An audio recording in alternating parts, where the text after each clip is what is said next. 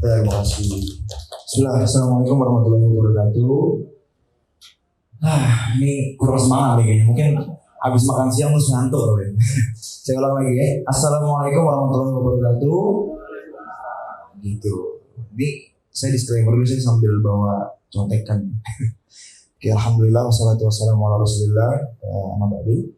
Sesuai tema insyaallah hari ini saya akan share tentang step by step cara membuat produk yang unggul untuk brand Anda. Jadi saya mungkin kasih tahu dulu dari awal bahwa saya nanti kedepannya akan lebih banyak bercerita tentang produk-produk spesifik di industri herbal, industri kesehatan, dan kosmetik juga. Gitu. Kenapa alasannya? Nah ini juga nanti kita akan bahas sebenarnya, tapi saya mungkin kasih tahu dulu sedikit bahwa salah satu elemen yang penting ketika kita ingin produk kita tuh laku di pasaran adalah kita menciptakan, kita membuat atau menjual produk-produk yang memang trennya lagi bagus, terus juga memang market juga lagi membutuhkan. Nah sedikit bocoran nanti juga bisa dicari sendiri mungkin di Google gitu ya, bahwa memang produk yang saat ini, industri yang saat ini sedang bagus banget itu ada dua. Bahkan Badan Pusat Statistik itu menyatakan sampai ke tahun 2025 akan ada peningkatan market size ya di industri herbal, kesehatan ya, dan juga kosmetik gitu. Kalau nggak salah bisa menyentuh sampai ke angka ratusan triliun. Artinya kalau kita bisa ambil peran 1% aja, insya Allah ya udah gede banget gitu ya. Oke. Sebelum saya mulai ya, saya ingin berterima kasih dulu untuk teman-teman semua yang udah hadir hari ini gitu. Karena saya yakin Anda semua yang hadir hari ini orang-orang yang terpilih, orang-orang yang luar biasa, orang-orang yang hebat. Buktinya di hari weekdays kayak gini masih menyempatkan waktunya untuk hadir ke sini. Mudah-mudahan pulang nanti bisa menjadi berkah untuk kita semua. Lalu saya juga ingin berterima kasih banyak kepada tim dari DEP Manajemen yang telah memberikan saya kesempatan untuk sharing hari ini ke teman-teman semua. Dan sekaligus juga hari ini menjadi hari yang spesial buat saya. Kenapa? Karena hari ini adalah pertama kalinya di dalam sejarah hidup saya. Pertama kali di dalam sejarah hidup saya berada di depan banyak orang bukan untuk nyanyi, tapi untuk sharing. Dan itu nggak pernah terjadi sebelumnya. Karena yes, saya juga seorang penyanyi, jadi sama kayak gini juga sih, megang mic gitu, cuman nggak sharing, nyanyi gitu. Hari ini saya justru malah sharing. Ya, jadi terima kasih banyak untuk tim DEP, untuk partner-partner saya juga sudah mewujudkan ini. Tak kenal maka taruh. Enggak, tak kenal maka tak sayang. Jadi kita mungkin bisa mulai materinya dari perkenalan dulu, karena saya yakin masih banyak teman-teman di sini ya yang belum kenal sama saya. Karena seperti yang tadi saya udah bilang, biasanya saya itu di dalam bisnis, bukan biasanya bahkan selalu berada di belakang layar di dalam bisnis gitu. Teman-teman, perkenalkan, saya Aldun Suryadinata, lebih dikenal dengan Aldun Dinata. Saya lahir di Jakarta tanggal 16 Januari tahun 2000. Yes, umur saya 22 tahun. Januari besok baru ke 23, tapi bebannya 45, makanya mukanya tua begini. Oke, saya adalah partnernya Kang Dewa di Adlab. Ya, saya juga berpartner dengan beberapa influencer dan artis juga. Salah satunya saya berpartner juga dengan Atta Halilintar di Rasional Hebat. Ya. Saya juga bekerja sama dengan istrinya, sama Aurel Hermansyah. Kita partnership di Runa Beauty, dan yang terbaru partnership kita adalah di Nura Herbal Slim. Ya kalau mungkin di sini teman-teman punya TikTok, ya Aurel lagi sering banget, bahkan mungkin setiap hari dia live jualan Nura Herbal Slim. Nah itu masih berpartner sama saya. Terus saya juga siapa lagi ya? Ini sebetulnya ada lumayan. Oh, saya pernah juga berpartner juga dengan Bang Putra Siregar. Saya nggak akan ceritain di brandnya apa. Intinya adalah saya pernah bekerja sama dengan beliau juga gitu. Dan masih banyak partner saya yang lain. terus juga kita masih berusaha terus mencari deal yang baik gitu dengan Raffi Ahmad. Cuma sampai hari ini masih belum ketemu dealnya. Mudah-mudahan minta doanya juga supaya bisa segera realisasi nih dari sama kita ya. Alhamdulillah saat ini saya dititipkan oleh Allah 5 buah pabrik, di mana 3 pabrik pangan fungsional dan 2 pabrik kosmetik gitu. Dan ke depan insya Allah bersama AdLab, bersama Kang Dewa, saya akan membangun natural ingredients extraction center insya Allah. Mudah-mudahan segera terrealisasi. Oke, bicara soal 5 pabrik, jujur banyak banget yang meragukan saya sebetulnya. Ya setiap saya cerita atau bahkan mungkin teman-teman saya yang tahu gitu, terus diceritakan lagi ke teman-temannya, akhirnya banyak orang yang meragukan saya, bahkan cenderung mungkin ngebully saya. Gitu. Mereka bilang umur 20 tahunan punya 5 pabrik itu nggak mungkin. Gitu. Ya, bahkan sempat ada yang bilang gini, itu mana orang kaya tuh. Gitu. Tinggal nikmatin aja, tinggal nerusin aja dari generasi-generasi sebelumnya. Nah oke. Karena ini pertama kalinya saya bicara, saya sharing, saya juga akan ceritakan, akan klarifikasi soal hal ini spesial di sini aja. Mungkin saya nggak tahu ke depannya akan ngomong atau enggak ya, tapi saya ceritain khusus di sini ya. Pertama, saya harus klarifikasi, saya nggak mau denial hal tersebut, ya, gitu. Saya nggak mau denial orang-orang berkata hal seperti itu ke saya. Ya, justru malah dari keraguan-keraguan itu menjadi motivasi untuk saya. Karena gini, kalau kita bicara jadi anak orang kaya, itu nggak butuh effort yang besar. Gitu. Maksudnya gini, kalau orang tuanya udah kaya, punya anak, otomatis anaknya jadi anak orang kaya. Gitu. Ya udah lahir udah kaya. Gitu. Atau gini, jadi anak orang kaya yang berhasil mempertahankan kesuksesan orang tuanya, nah itu nggak gampang.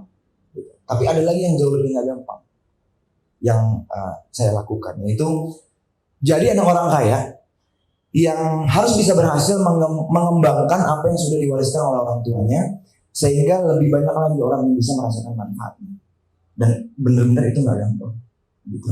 Terlebih ya untuk saya melewati fase ini di early 20, di mana yang sering terjadi setidaknya di lingkungan saya lah. Saya nggak tahu kalau di luar, tapi setidaknya di lingkungan saya early 20 itu, awalan 20 itu adalah fase di mana fase pencarian jati diri biasanya, atau fase pencarian jalan hidup, fase mengejar kebebasan. Nah, intinya early 20 ini adalah fase di mana kalau orang lain itu punya kesempatan untuk memilih jalan hidup mereka atau journey mereka masing-masing. Gue mau jadi apa sih? Itu yang sering terjadi di early 20 di lingkungan saya. Tapi saya nggak bisa. Yang lainnya bisa memilih jalan hidupnya. Yang lain bisa memilih mau jadi apa. Saya nggak bisa. Karena saya harus mengemban tanggung jawab itu. Jadi karena saya tahu saya nggak bisa, saya juga nggak diem aja. Saya juga sempat cari. Saya sempat cari jati diri saya nih. Saya mau jadi apa sih sebenarnya? Saya sempat coba ingin menjadi pemain sepak bola profesional pada saat itu. Bahkan, nah makanya kenapa saya akhirnya nyanyi. Saya juga sempat mencoba peruntungan ya, di dunia entertain sebagai penyanyi. Gitu. Tapi ada satu turning point yang membuat saya berpikir gini. Kalau saya memilih jalan saya sendiri, sebetulnya itu nggak akan kasih pengaruh apa-apa ke finansial keluarga. Saya yakin itu. Mau saya jadi apapun, ya keluarga saya mungkin akan tetap jalan gitu insya Allah.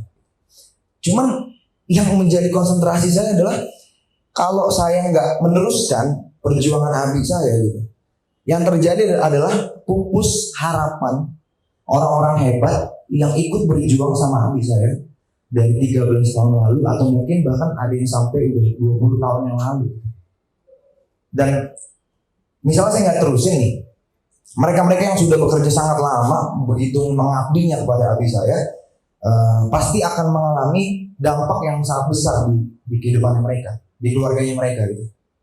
Gue bayangin aja, ikut sampai 20 tahun, ada yang lebih juga, terus tiba-tiba udah selesai aja gitu, nggak ada yang terusin gitu. Ya pasti akan berdampak besar banget gitu untuk mereka. Maka dari itu saya belajar untuk meyakini diri saya sendiri bahwa apa yang sudah Allah kasih ke saya, jalan yang sudah Allah bukakan itu adalah jalan yang terbaik.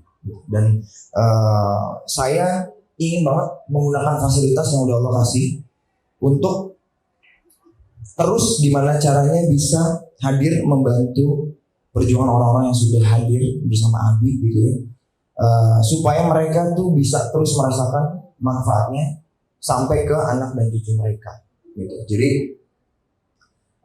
karena hal itu yang membuat saya punya spirit yang lebih untuk terus berusaha belajar dan terus belajar untuk bisa menjadi versi terbaik dari diri saya sebagai seorang leader gitu. Baik itu leader di dalam perusahaan, leader di dalam rumah tangga, baik dan nikah juga. Ya, tapi seluruh jalan hidup inilah, journey hidup inilah yang akhirnya membuat saya mungkin ya akhirnya bisa selangkah lebih maju dari teman-teman sebaya gitu ya. Termasuk dalam pengambilan keputusan yang penting di dalam kehidupannya gitu. Salah satunya ya menikah gitu. Intinya saya nggak akan mungkin bisa melewati perjalanan ini sendirian ya, tanpa orang-orang hebat di samping saya, tanpa teman-teman semua di sini. Saya nggak akan bisa gitu. Karena intinya apa sih yang tadi saya ceritain? Intinya adalah jalanin sebuah bisnis yang sudah ada, mengembangkan bisnis tersebut ya, itu benar-benar nggak gampang gitu. Itu adalah hal yang challenging gitu. Nah sama membuat atau membangun bisnis dari nol itu juga nggak gampang. Jadi intinya adalah masing-masing punya porsi challengingnya sendiri-sendiri gitu. Mungkin itu challenging yang saya alami gitu, berbeda dengan teman-teman. Nah, mengenai pabrik, jadi tadi saya sudah cerita ya, sebetulnya pabrik pertama saya adalah pabrik yang diamanahkan oleh abi saya kepada saya. Waktu itu masih fokus bergerak di tobacco and food flavor gitu ya. Dan ketika akhirnya saya masuk, saya bertugas untuk terus mengembangkan pabrik ini. Dan alhamdulillah selama 2 tahun ini Allah akhirnya mampukan saya untuk bisa mengakuisisi 4 pabrik lainnya gitu. Ya 2 tahun ini fase-fase yang sangat berat buat saya gitu. Saya banyak belajar, banyak berusaha gimana caranya supaya bisa terus mengembangkan ini, menambah keluarga baru lagi di pabrik kita gitu ya. Jadi nggak cuma orang-orang yang sudah 20 tahun sama kita, tapi juga justru menambah lagi orang-orang yang lain. Itu yang saya lakukan. Jadi alhamdulillah saya sekarang jadilah itu 5 pabrik tadi gitu ya. 1 yang diamanahkan oleh abi saya dan 4 lainnya Allah mampukan saya untuk mengakuisisinya. Fokusnya sama. Tadi sudah cerita 3 pabrik pangan fungsional dan obat tradisional ya. Biasa orang kenalnya herbal gitu ya. Padahal mah pangan fungsional itu lebih besar dari itu. Ya. Pangan fungsional adalah pangan ya yang memiliki manfaat dan bisa mengatasi permasalahan-permasalahan tertentu. Beda sama pangan yang biasa gitu, pangan olahan aja itu beda. Jadi kayak minuman kolagen, fiber segala macam itu masuknya ke pangan fungsional. Terus obat tradisional itu kayak madu, kapsul dan sebagainya. Nah, dibuatnya dengan bahan dasar herbal, makanya saya sering bilangnya ya pabrik herbal. Terus yang terbaru sebenarnya baru 1 tahun terakhir itu kosmetik gitu. Ya alhamdulillah saya tahu itu semua pasti dari Allah. Jadi itu mungkin klarifikasi saya gitu ya tentang kenapa bisa punya 5 pabrik ya gitu. Hazamul Fadli Robiah gitu. Nah saya rasa mungkin cukup ya untuk perkenalannya. Nanti kalau misalnya mau kenal saya lebih dalam lagi mungkin nanti kita bisa ngobrol after sesi ini selesai atau pas sesi Q&A, atau nanti bilang sama Kang Dewa bikin podcast YouTube tapi kasih durasi 5 jam nanti saya cerita gitu. Oke. Sekarang kita mungkin langsung aja masuk ke materi ya. Ini saya masih nyontek-nyontek karena ini pertama kali, jadi mohon dimaklumi ya. Oke. Jadi saya bikin judul step by step cara membuat produk yang unggul. Nah, stepnya ini sebetulnya ada 5 ya, sebetulnya. Ini dari pengalaman yang pernah saya lakukan. Step yang pertama, mungkin saya sambil coret-coret lah.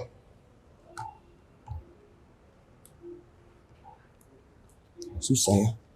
Bentar.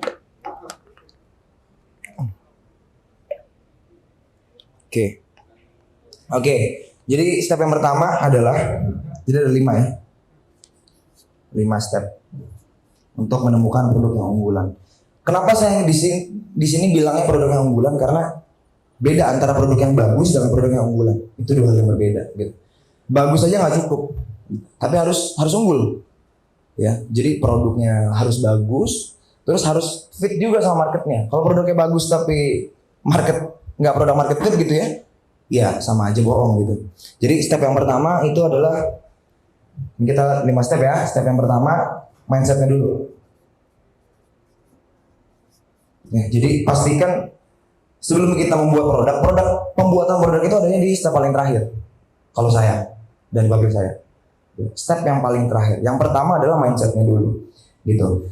Miliki product creation mindset yang benar. Nah ini penting nih. Banyak orang yang melupakan. Bahkan saya ketemu dengan beberapa teman-teman gitu ya. Ada juga klien-klien saya gitu yang datang mau maklon, terus langsung bertanya, Mas, saya mau bikin ini. Skincare misalnya, saya mau bikin skincare yang seperti brand M gitu misalnya.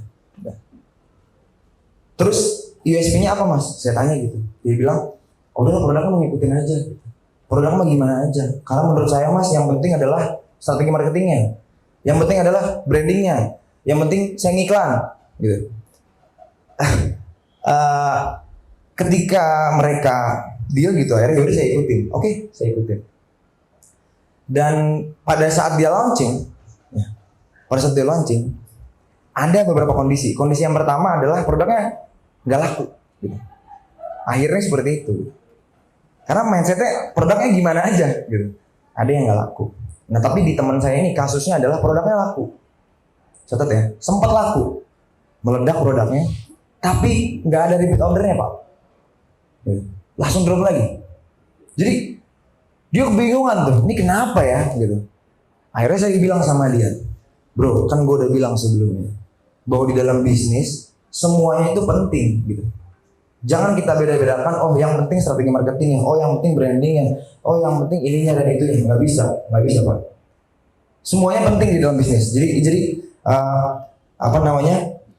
mindset itu yang harus ada di kita gitu.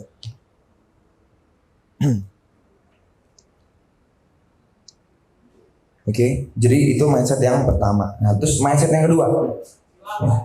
Mindset yang kedua ini sebetulnya pernah dibahas juga sama Kang Dewa ya di PLD-nya kalau saya nggak salah. Kang Dewa itu bilang jangan membuat produk yang belum pernah ada sebelumnya. Gitu. Jadi selalu beliau tuh bilang buatlah produk dengan unsur kebaruan. Artinya jangan buat produk yang baru banget gitu. Buat produk yang baru aja. Ya. Contohnya gini. Intinya gini, yang mesti dihafal di dalam kepala adalah jangan pernah membuat produk yang baru banget. Bikinlah produk yang pernah ada sebelumnya, tapi diinovasikan sedemikian rupa sehingga akhirnya menjadi baru. Nah, ini penting karena sebenarnya bukan nggak boleh sih, boleh. Asalkan Anda semua nih misalnya punya tim yang besar, tim yang banyak, budgetnya juga besar, nah monggo boleh aja lah gitu. Ciptakan sesuatu yang baru. Tapi kalau memang source-nya terbatas gitu, timnya terbatas, budgetnya juga terbatas, mendingan jangan pernah deh bikin produk yang baru banget gitu. Bikin produk yang baru aja gitu. Maksudnya gini, contohnya gini, Steve Jobs ya. Kita semua tahu Steve Jobs lah. Pada saat dia membuat Macintosh ya, atau Mac Lisa waktu itu, pertanyaan saya, komputer udah ada belum? Pada saat itu komputer udah ada Pak. Ya, bahkan komputer yang pertama kali ditemukan itu kan komputer yang gede banget kan. Gitu. Artinya komputer itu udah ada. Tapi diinovasikan sedemikian rupa sama Steve Jobs sehingga seakan-akan ini menjadi sebuah hal yang baru gitu. Padahal ya komputer gitu. Sama komputer fungsinya sama. Atau lebih gampang lagi iPod. Tahu ya iPod ya? iPod itu apa sih? Ini kita bicara dari segi fungsinya deh. iPod itu fungsinya adalah personal device. Untuk kita bisa mendengarkan lagu yang sifatnya benar-benar personal. Jadi orang lain nggak bisa dengar. Biasanya pakai handsfree. Gitu. Kalau zaman sekarang pakai AirPods gitu. Ya. Pertanyaan saya pada saat Steve Jobs itu bikin iPod, Udah ada belum device seperti itu? Udah ada, Walkman, gitu ya. Nah, tapi dirubah sedemikian rupa sehingga seakan-akan menjadi produk yang baru gitu. Wah, ini hadir nih iPod gitu. Padahal sama Pak sama Walkman gitu. Nah, sedangkan produk yang baru banget itu adalah biasanya lebih cocok buat saya ya, lebih cocok untuk seorang saintis, bukan pebisnis biasanya.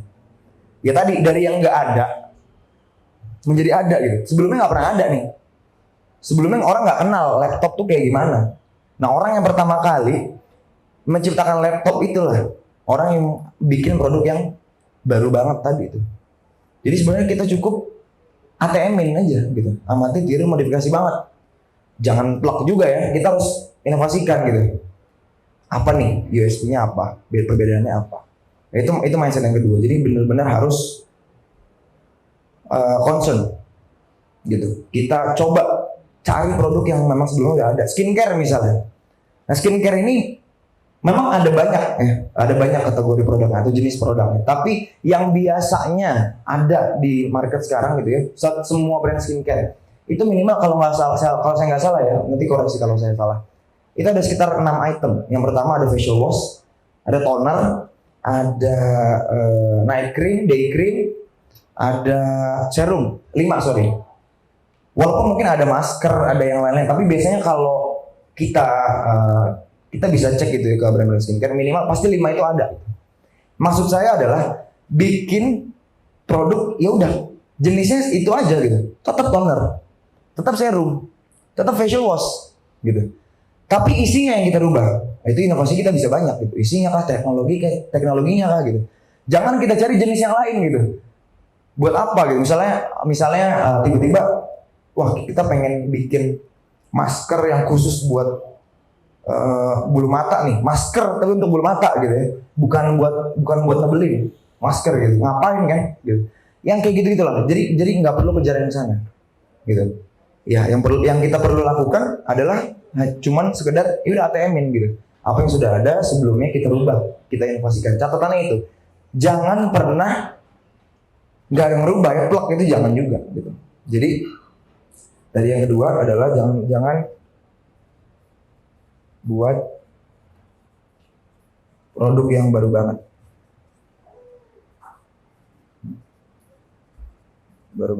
Nah, ini masih di mindset ya. Jangan buat produk yang baru banget. Oke.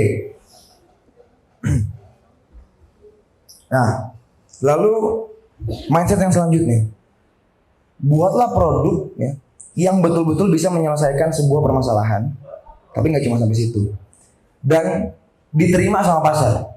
Jadi mindset kita harus seperti itu. Oke, saya harus membuat produk yang benar-benar bisa menyelesaikan sebuah permasalahan dan bisa juga untuk diterima sama mereka. Karena sekedar menyelesaikan sebuah permasalahan ini nggak cukup Pak. Gitu. Kalau yang ternyata produk kita cuma bisa menyelesaikan masalah satu orang doang, buat apa juga gitu.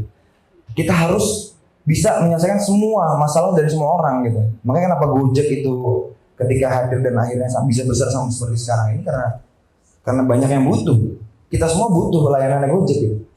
Kita semua nih problemnya sama gitu. Males nyari, misalnya males keluar gitu ya, untuk untuk beli makanan gitu. Apalagi di era pandemi kemarin gitu, banyak lockdown segala macam. Kita terbantu banget nih dengan adanya Gojek.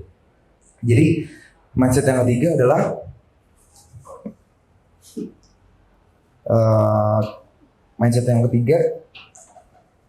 adalah buat produk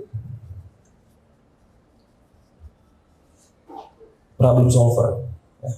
Kita harus hadir untuk menyelesaikan permasalahan orang lain dan diterima. Ini penting.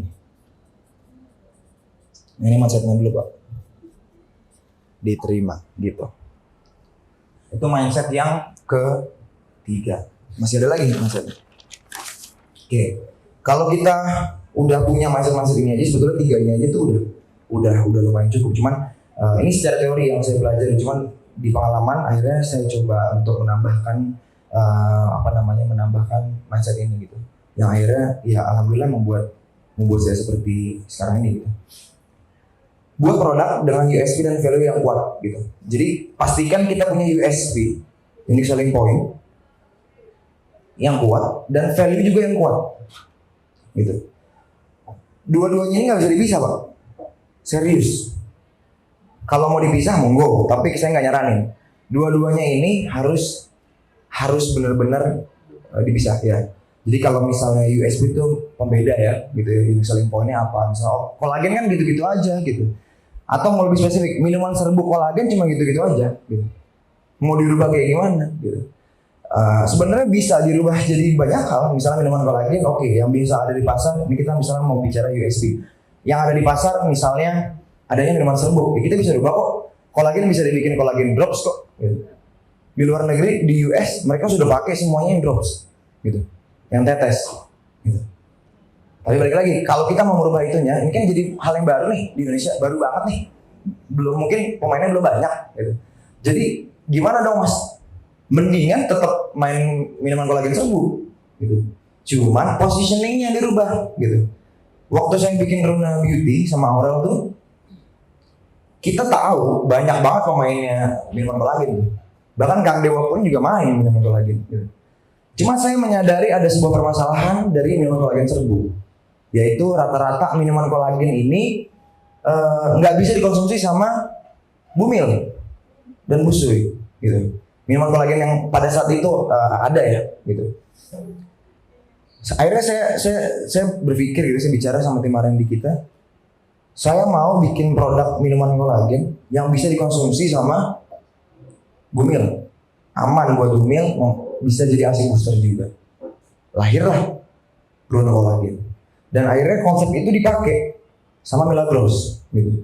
Kita juga buatkan Rich Collagen punya, bacanya gimana, Rich Collagen atau Rich Collagen ya, Collagen Milagros. Jadi punya Milagros itu kita buat juga, yang memang justru testimoninya lebih banyak ke ASI booster, gitu. Nah itu contoh-contoh USP.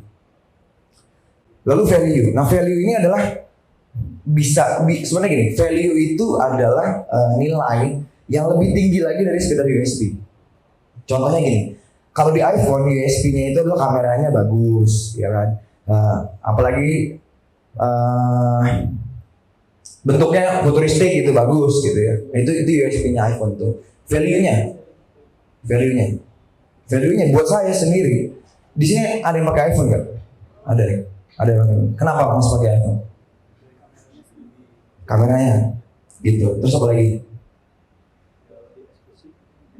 Lebih eksklusif. Nah ini value nih. Apple menanamkan kalau Anda pakai iPhone, Anda akan terlihat beda. Jadi lebih ke gengsi. Percaya sama saya pun sendiri saya pakai iPhone gitu. Bohong Mbak, kalau kita pakai iPhone tuh karena kualitas doang gitu, bohong. Yang paling pertama nih yang dikejar sama kita yang pakai iPhone nih, pengen instastory-nya nggak gede-gede gitu. Terus itu USP. Terus value-nya, kita pengen kalau kita lagi meeting, handphone kita ditaruh di meja terus balik. Bener gak? Rata-rata begitu Pak. Kalau memang Anda beli iPhone nih, teman-teman beli iPhone itu karena kualitas, bener-bener karena kualitas. Sekarang saya tanya Mas yang tadi pakai iPhone kan, RAM handphone Masnya berapa? Masih versi lama. Terus iOS ada apa aja? Terus misalnya chipnya pakai apa? Hafal ya? Nggak hafal Pak. Saya juga nggak hafal, gitu kan? Chipnya apa? Nggak ngerti, mana ngerti juga gitu chipnya iPhone tuh apa? Gitu. Nanti berantem tuh, ada yang iPhone, ada yang Samsung. Tapi Samsung juga sama. Ada value-value tertentu gitu. Bahkan sampai pernah ada yang kasih tahu ke saya, kalau pakai iPhone itu biasanya lebih banyak untuk influencer, untuk promo-promo.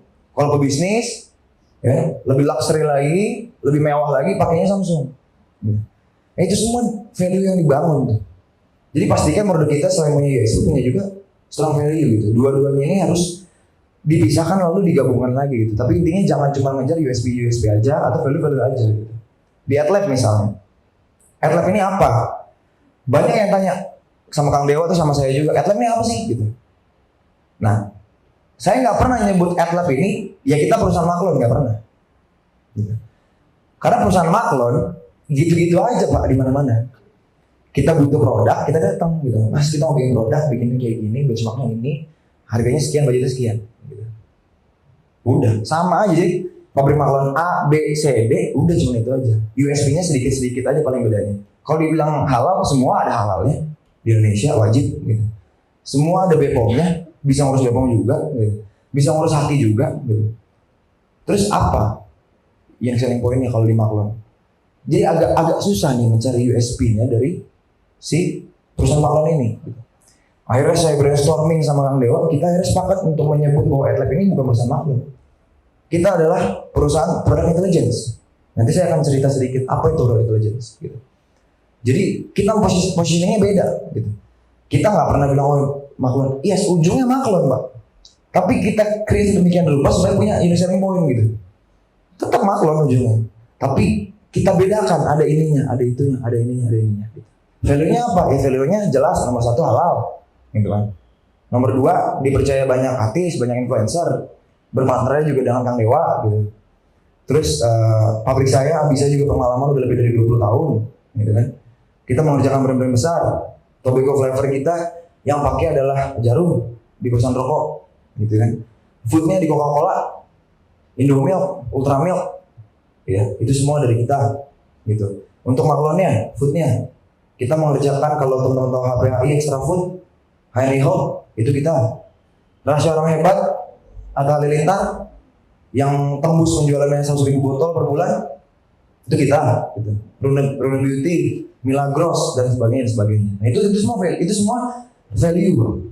Oh, Maklon di AdLab ini orang-orangnya berintegriti, punya integritas. Nah itu value. Di USP tadi bedanya apa nih? Jadi intinya gabungkan kedua itu. Jadi pastikan produknya itu punya nomor 4 USP X value. Gitu. Jadi dua-duanya ini harus ada.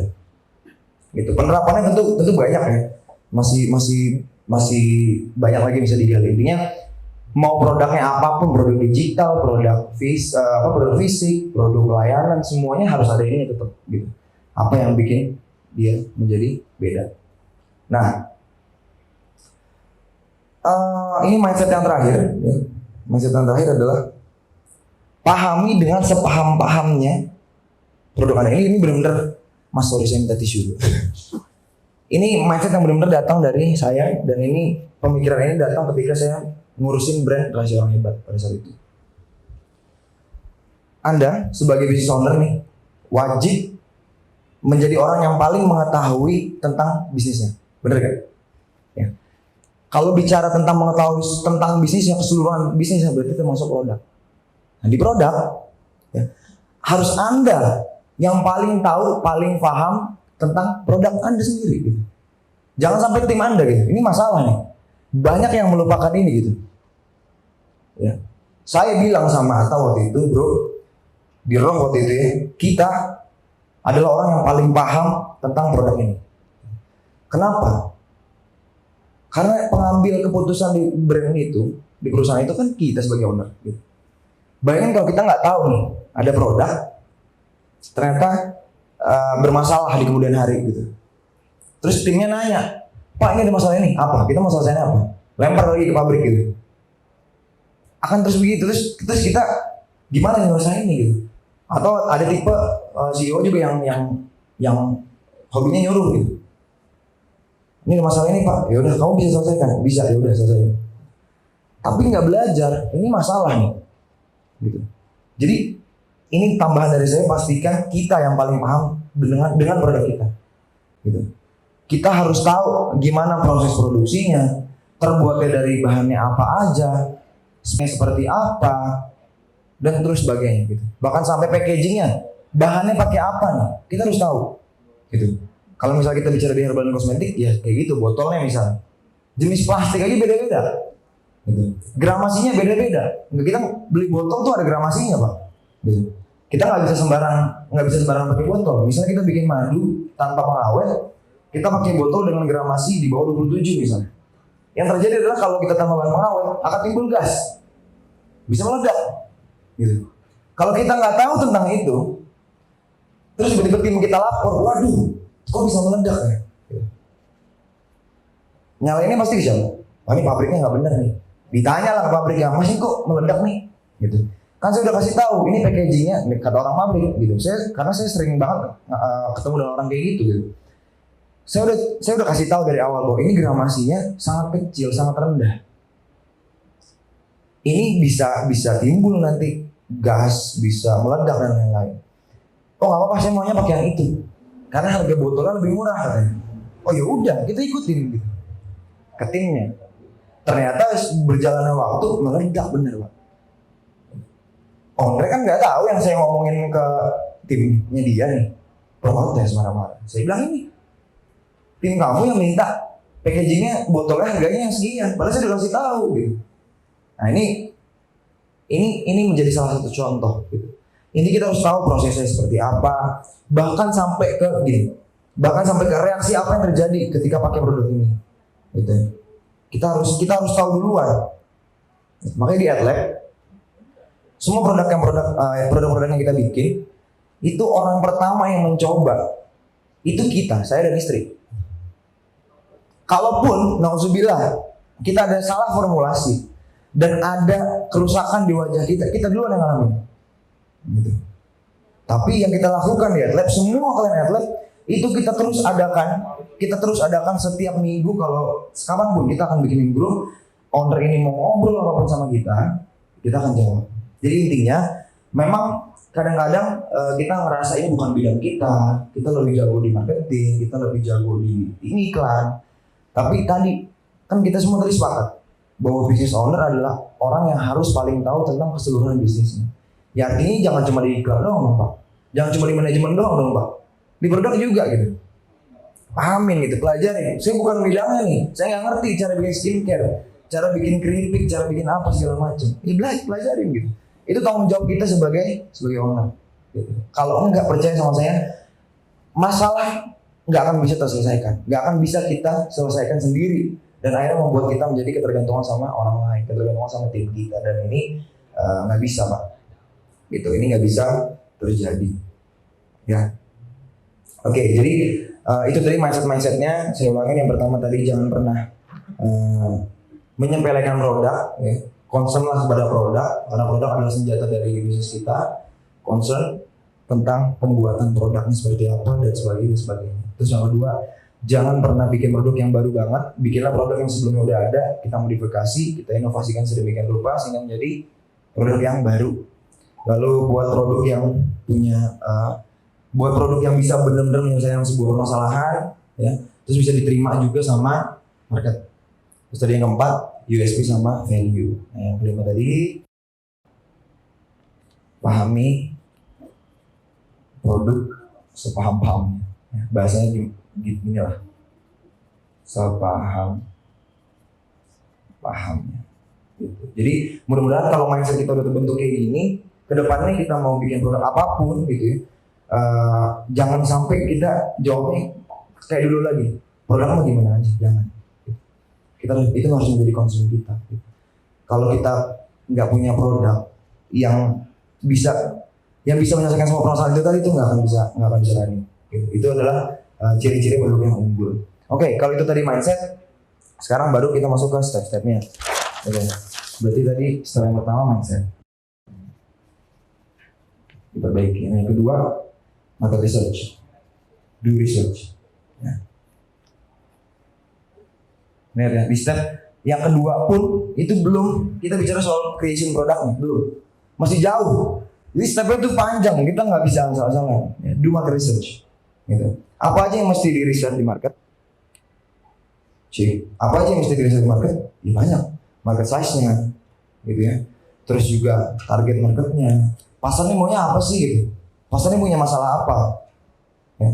Terus pasar ini apa yang lagi ramai di pasar itu? Di trennya. Di sini waktunya kita untuk benar-benar menggali benar-benar kebutuhan market itu apa. Intinya adalah lakukan market research, dan bisa dilakukan dengan melihat tren yang ada lewat Google Trend, lewat Facebook misalnya, lewat Instagram, lewat mana-mana itu bisa. Yang penting lakukan market research sedalam mungkin. Itu poinnya. Market research itu nggak gampang. Ya, pelajari bagaimana caranya kita melakukan market research dan lakukan sedalam mungkin. Gitu. Supaya kita benar-benar tahu pasar itu maunya apa, butuhnya apa, punya masalah apa, sekarang tren apa yang lagi rame, market size-nya besar atau enggak, dan sebagainya.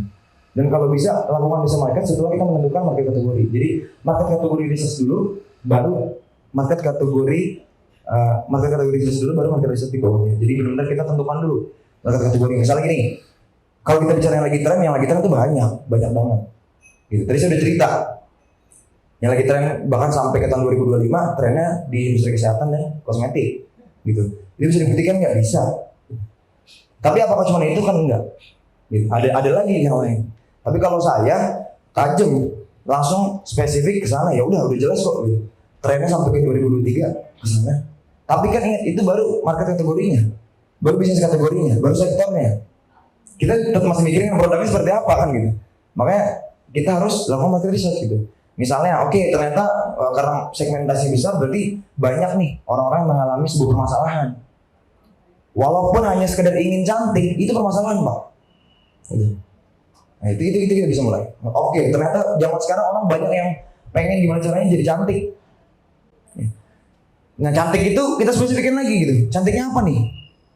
Cantik wajahnya, cantik badannya, atau gimana? Kalau cantiknya beda-beda, nah di situ proses market research kita riset lagi. Oh ternyata orang pengen cantiknya itu adalah pengen kurus misalnya. Cantik sama dengan kurus berarti itu yang mau kita ambil. Gitu. Ya, misalnya seperti itu. Nah kalau udah ketemu tadi sektornya sektor kosmetik, kecantikan gitu ya, sekaligus ada kesehatan, terus juga turunnya lagi adalah berarti ingin membuat orang jadi lebih cantik, membuat lebih cantiknya dari segi body shape, ya, dari segi badan yang ideal lah, gitu, kita nggak bilang kurus lah, gitu. Artinya udah mulai ketemu tuh. Nah itu udah selesai belum? Sekarang untuk menjawab permasalahan itu, ya, orang banyak yang pengen kurus supaya dia jadi cantik. Dia mau minum atau makan sesuatu yang seperti apa? Nah ini penyakit lagi. Ternyata banyak orang yang pengen kurus tapi nggak mau diet, gitu. Nggak mau tersiksa dietnya. Gitu. Bahkan lebih parahnya lagi nggak mau olahraga. Terus mereka tuh pengennya sesuatu yang cepat, yang instan. Nah itu semua kan permasalahan. Itu kita lihat satu-satu, Pak. Pengen instan, pengen cepat. Mereka nggak mau diet yang tidak enak, makan makanannya yang dijaga setiap hari, setiap siang makannya ada ayam rebus, aduh gak enak banget, ampun.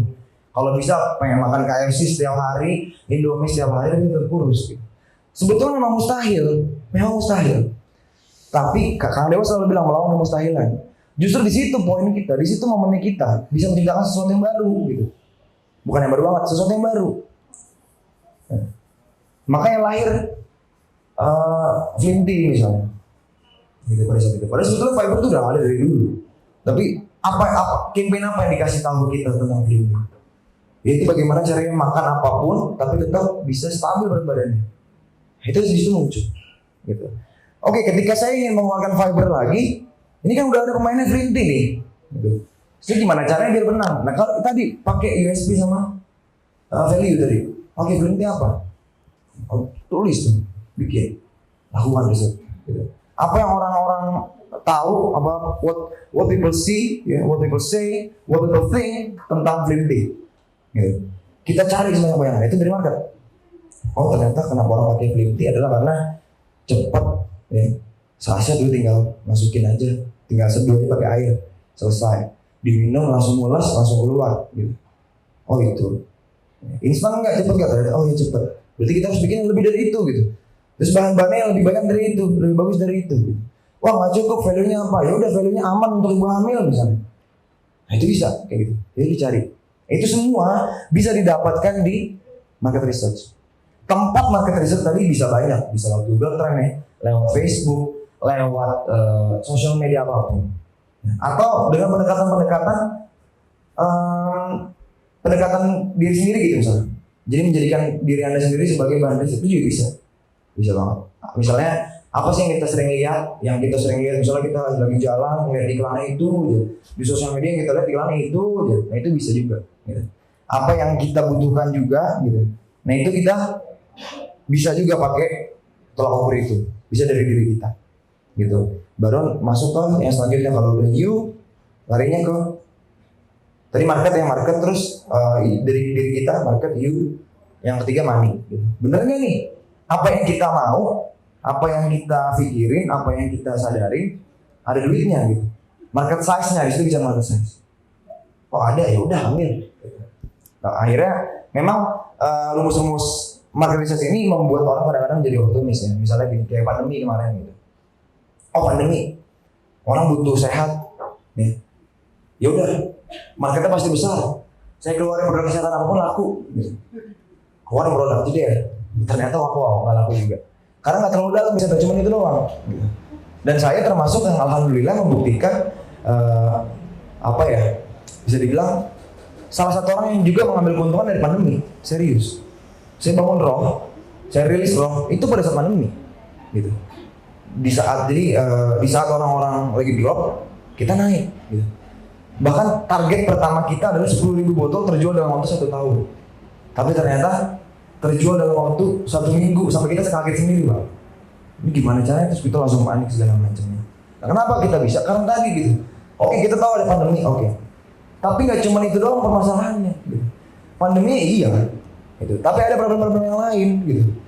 Orang disuruh di rumah terus, ya. Orang pengen sehat, tapi nggak pengen produk-produk kimia karena lagi menakutkan sekali pada saat itu produk chemicals, gitu. Terus ada permasalahan baru lagi pada saat itu. Anak-anak jadi biasanya mungkin jajan makannya gitu, karena nggak bisa jajan pada tutup, makanan-makanan di rumah jadi nggak mau makan, banyak yang GTM dan sebagainya. Lahirlah Roh, gitu. Madu buah sayur, antioksidan untuk imunitasnya, dan kita pakai ekstrak buah sama ekstrak herbal untuk ngejar anak-anak yang ini nih. Mereka jadi susah makan gitu. Karena biasanya setiap hari jajan pizza misalnya, jajan CFC misalnya, atau apalah sebagainya. Ya. Kita keluarin Roh. Jadi imunnya dapat, GTM yang terselesaikan, semuanya terselesaikan. Nah itu melalui proses market research. Gitu. Dan bener aja ketika kita rilis, kita launching meledak. Nah itu kita ikutin dengan produk turunannya. Jadi Roh kita bikin saingannya sendiri, kita sendiri yang bikin. Kita bikin saingannya Roh. Gitu. Dengan jenis produk yang sama, cuman beda di positioning. Kalau tadi kita nyerang anaknya dan keluarga, yang Roh ini kita serang bapak-bapaknya untuk lawannya Roh nih. Begitu rilis nggak laku. Karena apa? Bapak-bapak ini berpikir gimana caranya pada saat itu ya, momennya adalah bapak-bapak ini lagi berpikir gimana caranya bisa istrinya sama anaknya itu sehat semua. Tetap aja dia larinya ke Roh. Nah itu hasil dari contohnya dari market research. Gitu. Bisa juga by momen kayak gitu. Ya intinya do your market research sedalam-dalamnya. Jadi bukan cuma sekedar lakukan market research, tapi lakukan market research sedalam-dalamnya. Gitu. Nah, tentu ini bukan hal yang mudah ya. Bahkan saya pun sampai sekarang juga masih terus belajar bagaimana caranya meriset market yang betul-betul efektif gitu ya. Tapi ada solusi lagi gitu. Solusinya adalah dengan menggunakan lembaga gitu. Bekerja sama dengan lembaga riset memang. Memang kerjanya untuk riset itu gitu. Ya. Itu bisa juga. Jadi banyak pilihannya. Yang penting lakukan market research. Ya. Baru yang ketiga, step yang ketiga. Kompetitor. Research. Jadi all about research, semuanya tentang riset. Tadi marketnya udah kita riset, sekarang kompetitor kita harus riset juga. Gitu. Kita udah tahu nih marketnya, oh kita mau ngambil skincare tadi ya, misalnya, atau tadi contohnya orang pengen cantik, gitu ya. Terus pengen ada value-nya begini dan begitu, pengen ada USP-nya begini dan begitu. Siapa kompetitornya? Siapa yang paling mirip dengan kita? Gitu. Itu kita cari. Let's say udah ketemu brand A misalnya. Ini fungsinya untuk benchmarking. Jangan sampai kita salah benchmarking, Mbak. Walaupun produknya sama, ya, belum tentu positioningnya sama. Serius percaya. Dan ini fungsinya supaya match nanti. Bener nggak nih? Bisa diterima nih. Udah ada belum pemainnya? Gitu. Jadi riset juga kompetitornya. Siapa kompetitornya? Nah saya biasanya saya kasih tahu ke klien-klien AdLab, minimal riset 5-10 kompetitor Anda. Pilih dulu. Riset dulu tuh. Apa aja yang diriset? Semuanya Pak, semuanya. Makanya saya bilang bikin produk itu butuh concern. Gitu. Apapun itu butuh concern. Gitu. 5 sampai 10. Apa yang riset semuanya? Mulai dari brandingnya dia gimana? Ya. Desainnya dia seperti apa? Pasarnya dia seperti apa? Ya. Terus bayar personanya seperti apa? Mereka jualan di mana? Gitu. Punya sosial media apa? Punya marketplace atau enggak? Bisnis modelnya seperti apa? Harganya berapa? Ya. Klaimnya apa? Value-nya apa yang dia kasih? Semuanya dia riset. Itu 5 sampai 10. Dari 5 sampai 10 nanti akan kelihatan gitu. Oh, ini yang satu ini begini, yang nomor 2 begini, nomor 3 begini. Nah, ini menjadi masukan buat kita, menjadi insight buat kita. Oh, oke, berarti saya harus berbeda dengan ke 10 brand ini gitu. Baru bikin. Kalau tadi kita udah lakukan market research, kita mulai prototyping. Gitu. Mulai prototyping. Prototyping ini apa? Ya kita coba munculin, oke, berarti kita mesti bikin produk seperti apa? Bikin prototipenya, contohnya, sampelnya. Gitu. Prototyping dulu. Jangan langsung dikeluarin, sabar. Di sini baru kita nyentuh ranahnya produk. Oke. Udah prototyping, udah keluar gitu, udah ada produknya. Data market research sudah ada, data competitor research sudah ada. Nah, kita tinggal pikirin, oke, ini prototipenya. Kita apa ini? Udah cukup atau belum nih? Gitu. Oh, ternyata masih kurang. Ini produk yang lain fibernya ada pakainya psyllium husk juga. 10 ini semuanya pakai psyllium husk gitu. Sebagai bahan utama fibernya.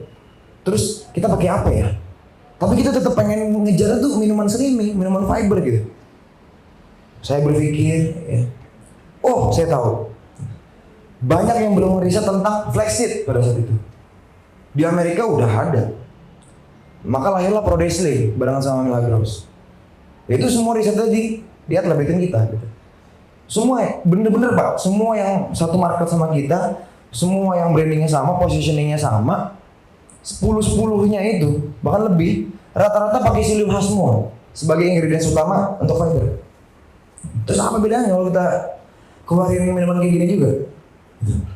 Saya bilang, ke tim riset gitu ya, cari ingredients yang beda, ingredients yang lebih bagus dari psyllium husk dan belum banyak dieksplor.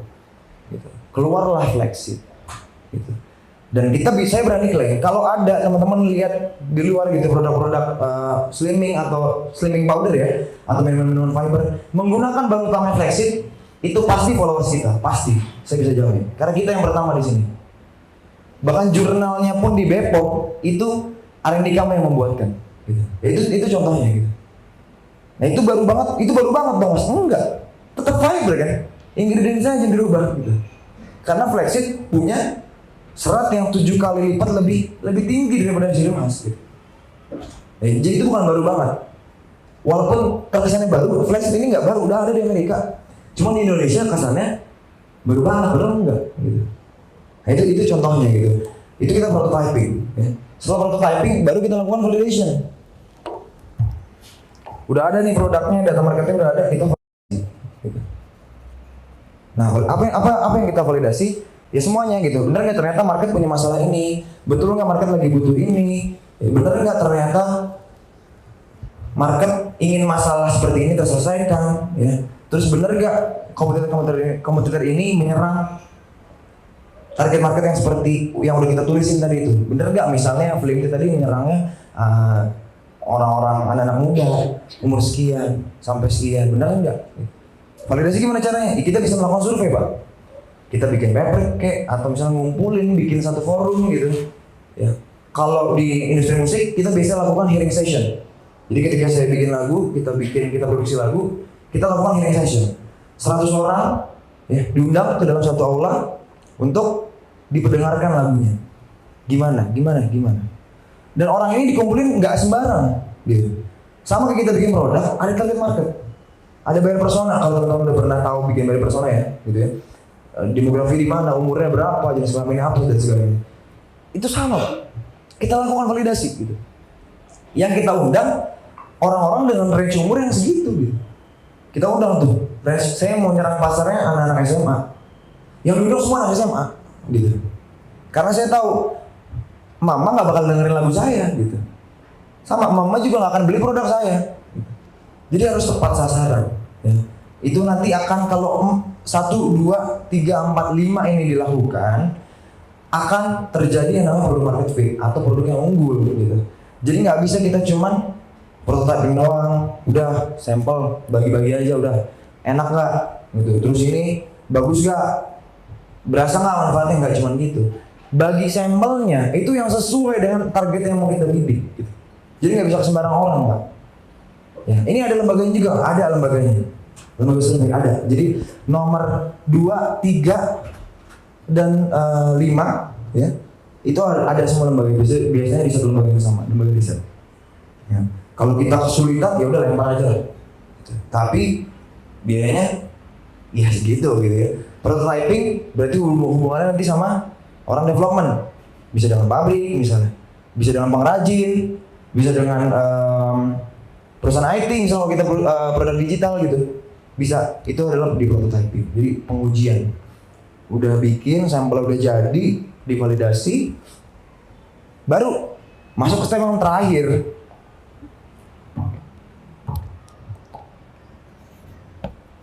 Produksi. Nah ini bayangin, kita ngomong dari 2 jam lalu, produk itu baru muncul di nomor 6. Karena stepnya memang sepanjang itu. Gitu. Stepnya memang sepanjang itu. Jadi semua udah dilakukan, baru terakhir baru produksi. Nah kalau udah produksi berarti hubungannya tadi barengan dia sama yang prototyping tadi. Gitu. Jadi di fase ini teman-teman udah harus cari siapa yang kira-kira bisa ya benar-benar bisa membuatkan produk, memproduksi produk dengan konsep yang saya punya. Jadi ini itu nomor 1, 2, 3 itu semua ujungnya nanti buat ke konsep. Oke, berarti kita buat ke konsepnya. Produk tanpa konsep, nothing Mbak. Serius. Konsep dulu dibuat. Berarti ini udah mulai cari nih, tim udah mulai bergerak. Oke, prototyping. Siapa Pak? Ya, siapa yang bisa produksi? Siapa perusahaan manufacturer yang bisa provide keinginan saya? Gitu. Baru prototyping. Nah di sini udah fase, udah mulai ketemu nih sama pabriknya, sama suppliernya udah mulai ketemu. Jadi di fase nomor 4, 5, 6 ini kalau cari produsen-produsen yang memang bisa benar-benar mengerti dan bisa menerjemahkan apa yang kita butuhkan berdasarkan riset yang kita lakukan. Gitu. Itu kita cari. Gitu. Tadi balik lagi, ini semua bisa dilakukan sendiri. Kalau yang nomor 1 wajib ya, kita wajib lakukan itu sendiri Pak. Mindset itu harus terbentuk. Tapi nomor 2, 3, 4, 5, 6 gitu, itu bisa dilakukan sendiri ya. Bangun pabrik sendiri misalnya. Atau bikin produksi sendiri misalnya, nggak mesti pabrik tapi produksi rumahan atau listrik, itu juga bisa. Lakukan market sendiri dengan tim, itu juga bisa. Tapi kalau kita nggak mau repot, ya punya budget yang lebih, ya udah pakai lembaga. Produksinya dimaklon, karena di zaman sekarang all about collaboration, gitu. Terus lakukan risetnya dengan lembaga riset, bayar aja. Sesuai kita pengennya begini, mereka akan kerjakan kok. Tapi sekali lagi biayanya akan sangat besar gitu. Makanya kalau ada perusahaan, ada produsen yang bisa memprovide poin nomor 1 until 5, kenapa harus kita bisa? Gitu. Pertanyaannya, ada nggak produsen, perusahaan manufacturer yang memprovide semua yang ada di sana? Ada. Gitu. Itulah gitu. Jadi mungkin saya sekalian kenalin juga ke teman-teman semua tentang Adlet. Ya momennya lah ya, saya sekalian promosi juga gitu ya. Jadi kita ini ngambil mencet ini. Oke, jadi ini tadi saya bilang gitu. Adlet adalah produk intelligence partner. Ya. Saya berani klaim Adlet is the first product intelligence partner and company in Indonesia. I can guarantee it. Silahkan dicari. Ada nggak perusahaan produk intelijen? Nggak ada. Buat kita doang. Gitu. This is Adlet. Your product intelligence partner. Ya. Nah ini tentang kami. Ya. Adlet adalah partner produk intelijen pertama di Indonesia yang hadir untuk membantu Anda dalam menciptakan konsep produk, formulasi, inovasi, prototyping.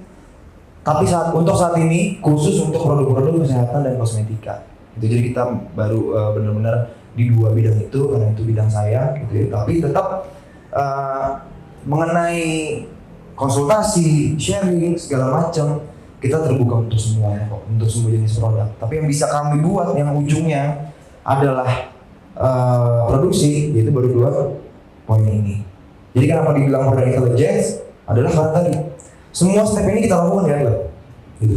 Semua step ini kita lakukan di lab.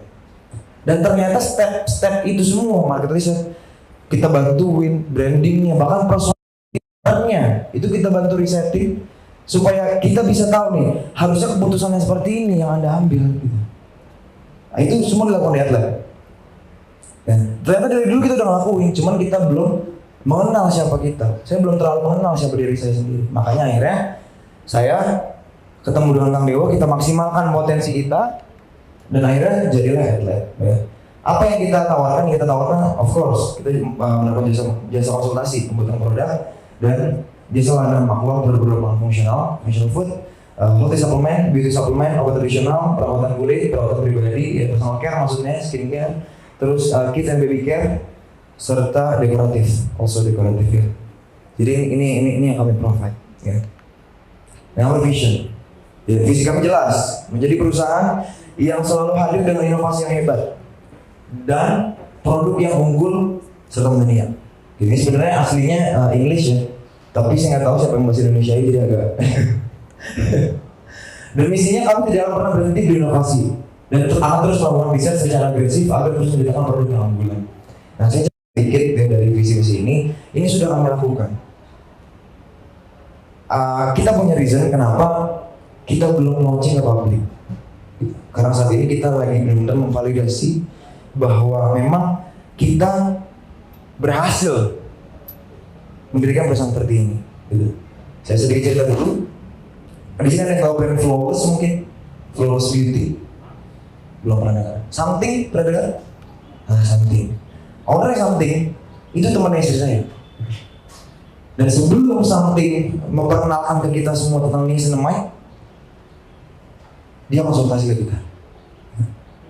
Dan sama Flawless Beauty pada saat itu. Kalau saya nggak salah ya, nanti saya harus konfirm ke istri saya berapa kosmetik dia yang ngurusin semuanya. Flawless Beauty ini waktu itu besar sekali menjual saffronnya pada saat itu. Minuman ada saffronnya sampai kalau saya nggak salah ya. Itu. Lalu mereka mau mengeluarkan face mist. Bingung mereka. Ini face mistnya mau dibikin apa ya? Mau dikasih apa ya? Isinya mau dikasih apa ya? Kita terus gali, ternyata saffron itu punya manfaat yang oke kalau dijadikan sebagai face mist. Siapa? Ngobrolnya sama siapa? Konsultasinya sama siapa? Konsultasinya sama aja. Gitu. Ngobrol sama istri saya. Gitu. Dan ternyata diikutin, ya, dan ternyata meledak. Tapi pada saat itu sayangnya adalah kita tidak menjadikan itu sebuah layanan, gitu. Tidak menjadikan itu sebuah servis. Ya udah, sharing aja. Walaupun sampai sekarang juga konsepnya sharing, ya kita nggak kenakan charge lah untuk customer maklum. Ini kita akan melakukan semuanya kok untuk teman-teman. Dan so akhirnya makanya sekarang banyak brand-brand besar gitu ya. Saya nggak akan sebutin gitu. Nanti ketika sudah rilis, sudah launching, baru saya akan kasih tahu yang sedang berkonsultasi dengan kita gitu. Yang sedang melakukan proses, bahkan udah ada yang sampai proses prototyping gitu. Tinggal masuk ke proses validation. Itu udah ada brand-brand besar gitu. Nah ini PI. So what is product intelligence? Ya. Jadi product intelligence itu adalah sebuah rangkaian proses, itu full journey, ya, yang akan lakukan untuk membantu para pemilik bisnis dalam menemukan dan menciptakan produk-produk unggulan tadi. Jadi yang saya share di hari ini bukan bagaimana caranya menemukan produk yang bagus, dan yang Atlas lakukan juga bukan bagaimana caranya menciptakan produk yang berkualitas dan bagus. Semua pabrik, all manufacturing company pasti claiming bahwa produknya adalah produk yang paling bagus. Pasti. Bahkan semua kita. Ini keripik saya yang paling enak nih. Ini skincare saya yang paling bagus nih. Jadi saya tanya, Anda pakai nggak sebagai owner skincare? Enggak. Nggak bagus berarti. Gitu. Tadi Anda harus paling paham dan Anda harus yang paling pakai itu produk. Buat saya sebuah kesalahan besar. Anda punya produk, brand Anda sendiri, apalagi kalau penjualan Anda besar itu lebih parah lagi. Tapi Anda nggak pakai itu produk, ini kocak sih.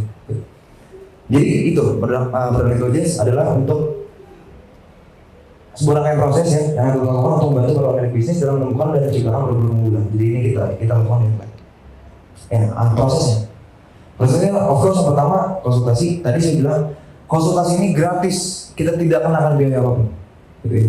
Kita konsultasi, kita bisa ngobrol gitu. Bahkan gini, ada kan biasanya kalau untuk brand ada dua keadaan. Ada yang brandnya sifatnya baru, belum punya produk.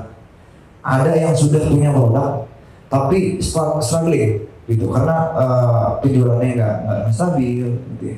Nah itu bisa dikonsultasikan ke kami. Karena apa? Ada dua entitas perusahaan yang bergabung di dalam AdLab. Jadi AdLab itu adalah hasil kolaborasi antara PT saya dengan pabrik-pabrik saya yang memang dari dulu fokusnya di manufacture, di produksi, di creating produk, ya, di penasihatnya masih abis saya, gitu ya. Bergabung dengan perusahaannya Kang Dewa yang memang siapa yang gak kenal dia gitu, dewanya selling gitu. Nah kita ketemu untuk membantu teman-teman semua gitu.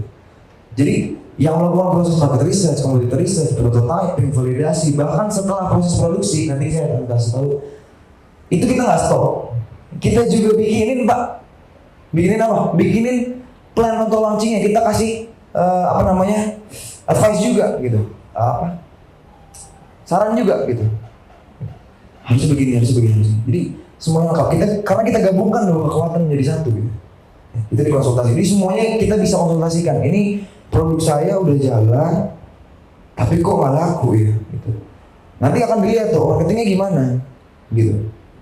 Cocok nggak bisnis modelnya seperti apa? Oh pakai pasukan, pakai jaringan. Nanti setelah ini kampanye juga akan bahas bagaimana cara rekrutmen. Tapi produk untuk dijual dengan bisnis model jaringan dengan produk yang dijual langsung itu nggak bisa sama. Nah itu kita akan lakukan konsultasi bebas, bisa lewat Zoom. Kalau ada yang di daerah Bogor bisa merapat ke Bogor, atau ada yang di daerah Bekasi bisa ke pabrik saya yang di Bekasi. Kita di Bekasi ada 2 tempat. Ada yang di luar Jawa di Sidoarjo bisa mampir ke pabrik saya yang di Sidoarjo untuk kosmetiknya gitu ya. Itu bisa. Ya. Jadi konsultasinya apapun kita akan bantu, kita akan lihat tuh. Jadi kita nggak benar-benar cuma lihat ini produknya ini enggak, bagaimana marketnya, bagaimana brandingnya, ya. Lalu yang nomor 2, nah ini PI research. Jadi kita bukan market research, commodity research, tidak. Semuanya kita gabungkan menjadi product intelligence research. Semuanya kita research gitu. Jadi setelah proses konsultasi kita akan melakukan serangkaian proses riset lagi. Yang pertama kita riset adalah owner personality. Jadi personality ownernya harus kita riset. Kita harus tahu owner ini gimana modelnya. Di sini siapa yang berperan? Psychology Pak. Sampai ke sana gitu. Kita pelajari psikologi, tim kita pelajari psikologi untuk bisa mencari tahu ini owner ini tipenya seperti apa. Dalam membuat keputusan apa yang ada di dalam pemikiran-pemikirannya. Fungsinya apa sih? Fungsinya tadi. Oh ternyata owner ini agak ribet nih dalam pengambilan keputusan. Kalau gitu kita nggak bisa terlalu bikin produk dengan formulasi yang terlalu ribet banget, nggak bisa. Gitu. Tapi kalau ownernya, saya senang belajar. Owner ini ambil keputusan dia timbang-timbang dulu, dia pelajari semuanya dengan rapi, dengan benar gitu. Itu biasanya kalau nanti teman-teman mungkin ada yang punya kesempatan ngobrol di pabrik saya kasih tahu tuh. Ya, ada satu produknya ini cuman itu tadi, misalnya contohnya produknya berlanjut deh, Frutabi gitu. Frutabi itu kalau saya nggak bahan bakunya ingredientsnya ada 23. Mungkin orang-orang berpikir 23 ingredients ini ada di dalam satu formula. Oh ekstrak ini sekian pakainya, buah ini sekian pakainya, sayur ini pakainya sekian. Enggak. Ada 23 ingredients dan dari 23 ingredients itu masing-masing ada formulanya sendiri lagi. Gitu. Karena kita lakukan proses ekstraksinya sendiri juga, kita nggak beli bahan baku. Kita langsung ke petani hubungannya. Kita lakukan ekstraksi sendiri di tempat kita. Dosa tadi saya mau bilang di awal tadi saya bilang gitu ya, kita mau buat extraction center ya karena kita punya kemampuan itu, gitu. Masing-masing ada. Nah ini tergantung, jadi ownernya itu seperti apa, gitu ya. Terus dia punya visi apa? Kita akan bantu owner ini mencapai visinya, gitu. Jadi nggak bisa sembarangan. Kita nggak bisa samain bikin produk A, bikin madu misalnya. Madunya Atta sama madunya Kang Dewa beda. Atta punya visi gimana caranya nge-grab semua emak-emak di Indonesia. Kalau Kang Dewa gimana caranya bisa guide pasukan misalnya. Itu beda, gitu. Harus lebih bagus mana produknya gitu. Ini kalau dari segi kita menentukan itu gitu. Oh berarti harus lebih banyak ingredientsnya madunya Atta gitu, supaya bisa nge-grab emak-emak kayak gitu. Itu salah satunya aja, tentu nanti akan dilengkapi lagi sama tim saya gitu ya untuk proses research ini. Terus apa lagi? Kita akan riset juga existing brand research untuk yang sudah punya brand. Tadi kita akan lihat tuh brandnya udah sesuai belum sama target marketnya. Maksudnya gini, dalam kondisi tertentu ada sebuah brand yang ternyata brandnya bagus pak. Saya nggak bilang bagus banget, desainnya luxury, ya bener-bener mewah banget. Tapi ternyata target marketing nggak sesuai, ya nggak laku juga tuh produk. Jadi branding ini harus kita lihat juga gitu. Misalnya ternyata buyer personanya anak-anak SMA gitu, yang penghasilannya berbeda sama emak-emak gitu. Brandingnya nggak sesuai, nggak akan nyampe, message-nya nggak akan dapet. Jadi kita akan lakukan riset juga di existing brand research. Jadi kita akan bantu juga, ini udah cocok belum. Nanti outputnya biasanya kita akan kasih suggest. Ingat suggest, tetap yang melakukan, yang make decision itu biasanya tetap dari owner. Tapi kita kasih suggest, Mbak, Mas, ini secara desain kurang cocok sama marketnya, gitu. Coba saya minta data market. Kita semua minta dari dia kok. Kita nggak cari lagi. Gitu.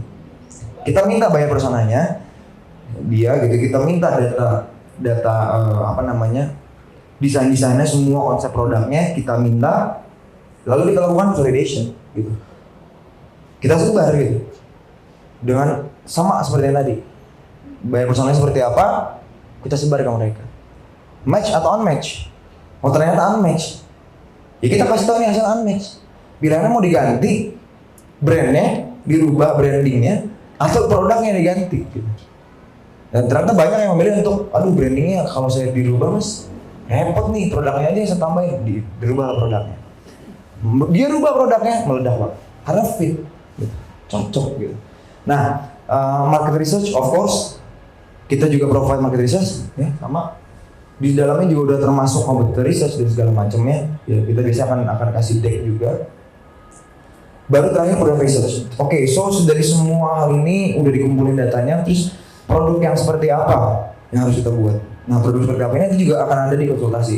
Apakah harus dalam produk yang baru atau memperbaiki produk yang sudah ada. Itu nanti akan disampaikan pada saat proses yang ini, proses PI research.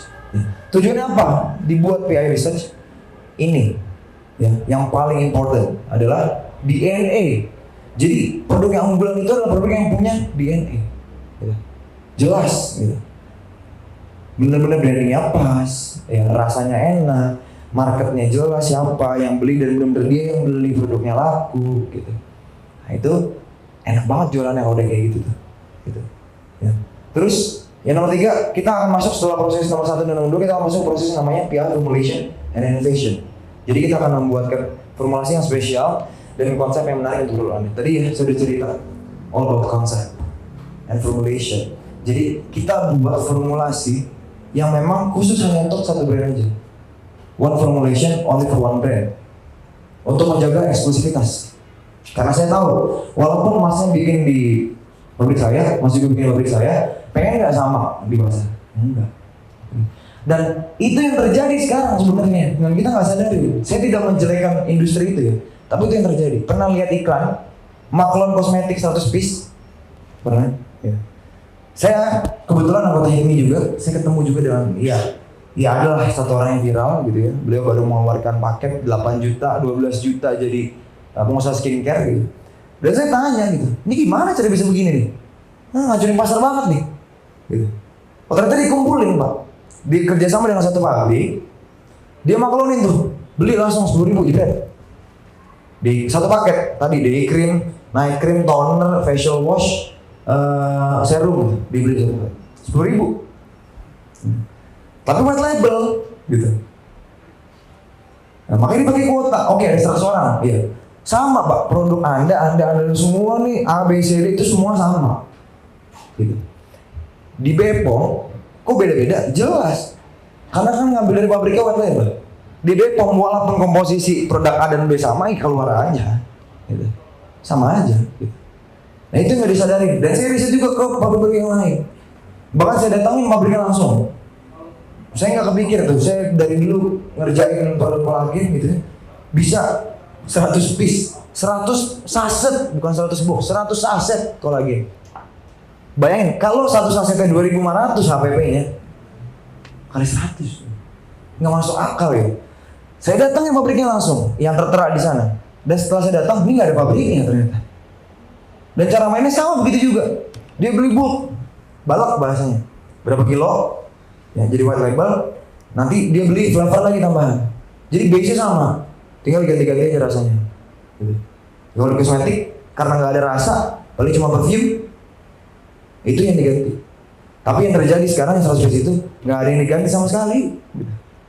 Ini saya tidak menjelekkan, ya. Silakan aja monggo, gitu. Monggo aja. Tapi tadi saya selalu bilang, produk ini harus jadi sesuatu yang menjadi concern buat kita. Kayak gitu boleh nggak? Boleh, silakan aja monggo. Cuman ya itu yang terjadi gitu. Misalnya apa adanya aja. Nah kalau kita one formulation only for one brand, dan itu selalu dari dulu sampai sekarang kita nggak pernah berubah. Gitu. Step yang selanjutnya adalah PI prototyping and development. Ya, prototyping harusnya. Ya.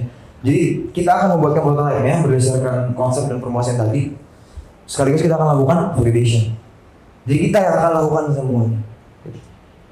Ya, setelah itu lanjut ke manufacturing pastinya. Setelah semua udah di validasi, sampel udah ada, prototype udah ada, ya ujungnya pasti ke produksi. Gitu.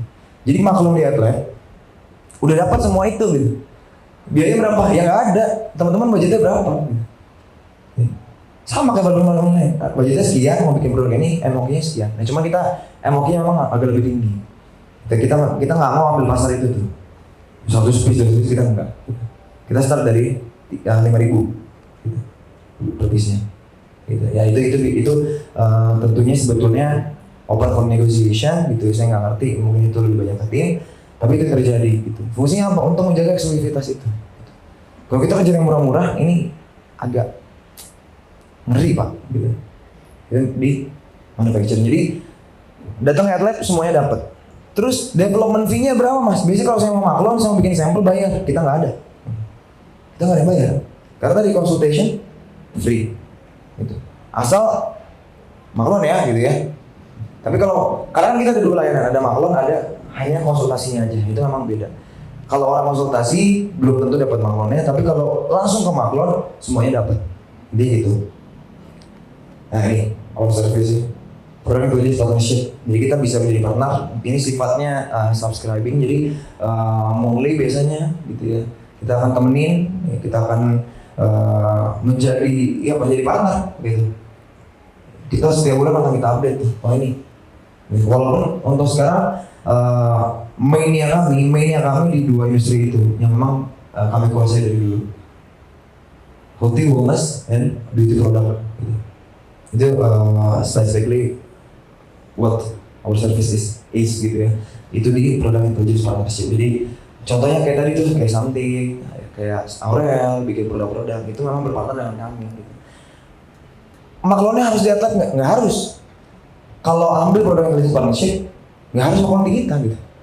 Cuman kan biar sekarang gini, misalnya contoh kayak tadi, Milagros mau bikin produk yang berbeda untuk slimming, lahirlah flexit. Posisinya yang tahu flexit itu cuma kita. Kira-kira nggak semua pabrik bisa memprovide itu. Gitu. Jadi sayang aja. Gitu. Walaupun boleh, mungkin ada yang produk digital yang nggak perlu maklon gitu. Walaupun kita belum buka kesana ya, belum buka yang produk digital. Kita baru ngobrol soal healthy sama beauty. Terus baru tahu manufacturing. Maklon semuanya udah pasti dapat. Kita akan kerjakan semuanya. Alurnya apa? Alurnya tadi semua posisi. Nah bicara sama maklon, satu kita tidak ada development fee.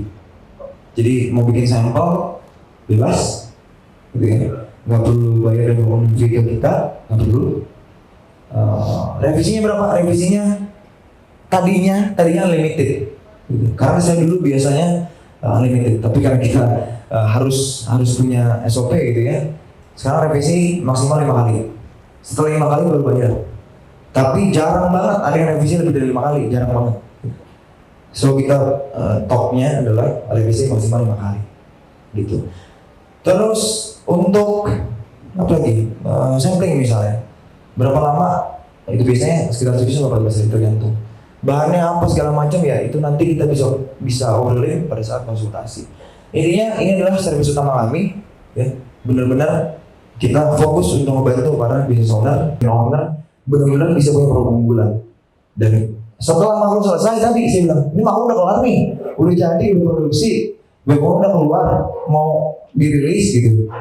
Saya bingung mas, nih gimana launchingnya? Bisa juga diskusi sama kita gitu.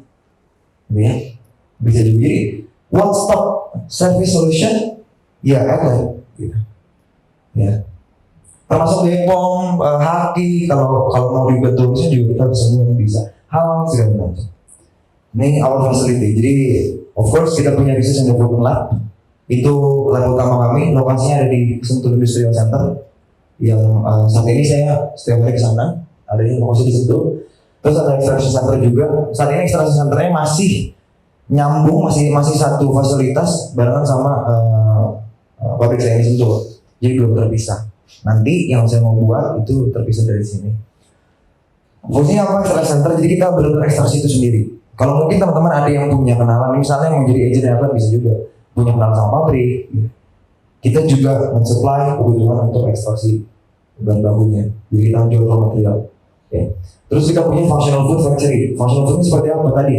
Minuman kolagen drink, fiber drink. Terus misalnya ada superfood, super drink, and the other kayak gitu kita bisa semua.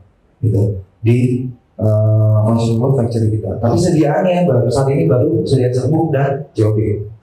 Gitu. Lalu fasilitas yang keempat adalah functional medicine factory. Ya. Sediaannya cairan obat dalam, cairan obat luar. Cairan obat luar ini bisa kayak minyak balur. Baru minyak balur yang atas atau galur itu juga kita juga.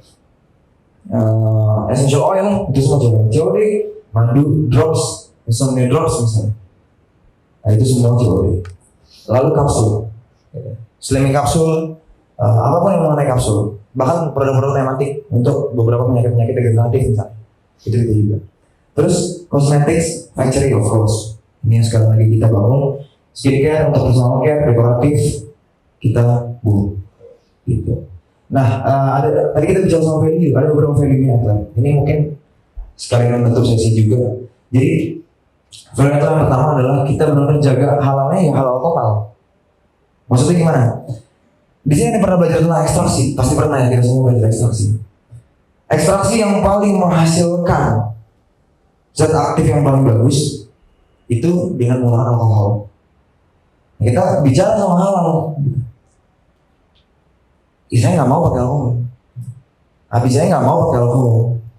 Itu value nomor satu. Kita jajakan kehalalannya bahkan sampai di proses ekstraksinya, proses pengolahan bahan bakunya. Siapa yang bilang ekstraksi menggunakan water sebagai base-nya itu susah? Bukti kita bisa no alcohol at all, benar-benar tanpa alkohol. Ya dengan proses enzimatik kita lakukan juga dengan serangkaian proses maceration, vacuum press, segala macam semuanya sampai terakhir diakhiri dengan spray terakhir, gitu. Nah itu semua kita lakukan. Terus value yang kedua jelas kita mengolah dulu raw materialnya. Jadi saya banyak ketemu orang-orang brand herbal gitu sih. Ini produk herbal nih oke bagus sih. Terus saya tanya, emang Anda tahu bahan bakunya ditanam pakai pupuk organik atau pupuk pestisida gitu? Jadi menurut natural nggak? Kita kan nggak bisa pastiin dari petani itu kayak gimana. Nah dia dari dulu. Sebelum proses ekstraksi kita olah dulu, kita bersihkan dulu semuanya sehingga bebas dari pestisida. Itu yang kedua. Terus tadi yang lainnya semuanya. Jadi intinya di atap ini kita mengerjakan mulai dari bahan mentah ke bahan setengah jadi dan dari bahan setengah jadi bahan jadi. Hulunya kalau Anda bilang atap ini hulunya hulu. ini kami. Jadi ini nggak usah lah ya, ini promo banget ya, nggak usah. Jadi itu tadi tentang lab dan ini materinya. Saya rasa cukup dulu untuk hari ini. Mungkin kita bisa lanjutkan sesi Q&A. Saya mohon maaf dulu sebelumnya kalau ada penjelasan yang kurang, maka yang mau ditanyakan boleh. Enggak, di sini ada yang mau bertanya.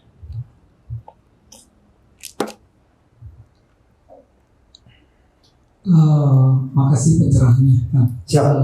Luar biasa. Ya. Proses untuk kalau misalnya tadi kita ada memang mungkin sebuah kita coba lihat untuk partner yang sudah prosesnya berapa lama itu dari sejak awal kita ketemu salaman kenalan sampai kemudian launching dan trading. Oke, jadi kalau bicara soal proses ini macam-macam sebenarnya, ini tergantung dari jenis produknya. Jadi kan kita ada fungsional, ada herbal, ya, ada kosmetik. Nah, saya mungkin kasih tahu dari yang paling cepat sampai paling lama. Yang paling cepat tentunya kosmetik. Gitu. Kalau kita bicara cepat, sebetulnya cepat ini bisa cepat bikin produknya, produksinya, atau cepat izinnya. Nah, tapi kalau di kami, kita selalu menjadikan tolak ukurnya adalah cepat itu berdasarkan dari izin. Karena walaupun semua bahan baku sudah ready, izinnya belum keluar, kita nggak berani produksi. Kita benar-benar jaga legalitas itu. Atau udah selesai produksi, kita nggak berani kirim juga sebelum BPOM yang keluar, karena banyak hal yang ngeri lah. Nah, itu biasanya berapa? Sekitar untuk BPOM-nya aja itu 1,5 sampai 2 bulan untuk BPOM-nya, gitu. Untuk produknya bisa dirilis. Tapi kalau untuk developing produknya tergantung dari responnya seperti apa dari customer gitu. Terus brainstormingnya lancar atau enggak, konsepnya ini udah jelas atau belum. Itu biasanya kami melakukan maksimal itu di 21 hari sampai 30 hari, jadi 1 bulan lah. Untuk developingnya, di luar dari sampling, di luar dari nanti kita validation, di luar dari pengujian sampel juga. Jadi kan kalau melihat ini nanti ada 2 kali ya. Jadi kita akan sebar sampel dan dari customer juga akan lakukan sebar sampel juga gitu. Jadi nanti datanya kita satukan. Nah, itu tergantung gitu. Kalau untuk pengujian sampel ada yang dari 7 hari, start dari 3 hari pun ada. Bahkan ada yang sampai sebulan, ya bebas. Tergantung SOP dari masing-masing brand gitu. Mau berapa banyak data nih, mau berapa hari ngetes. Kalau di kosmetik sendiri, kita benar-benar memaksimalkan itu di 21. Jadi kita akan kasih tahu, oke, setelah 3 hari pakai gimana?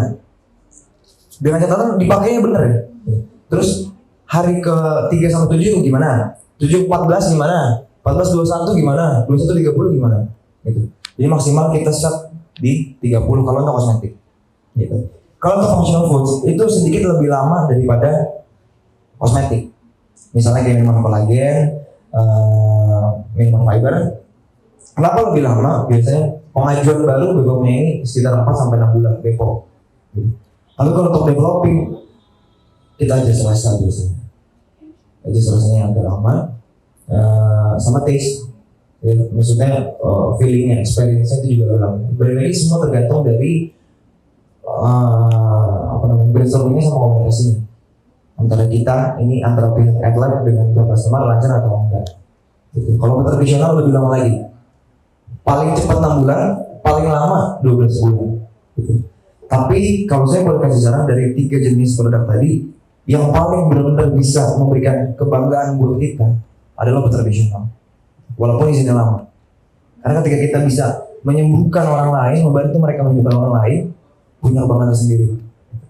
Jadi mungkin maksimalnya paling cepat mungkin di 1 bulan, maksimalnya di 8 bulan untuk developing gitu. Okay.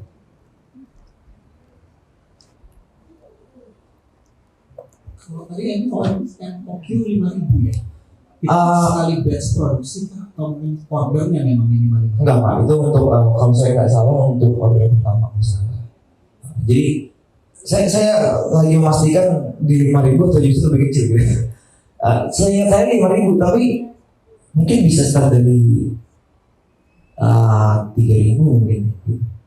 Nanti saya bilang, tapi range-nya adalah 3.000 sampai 5.000 untuk MOQ.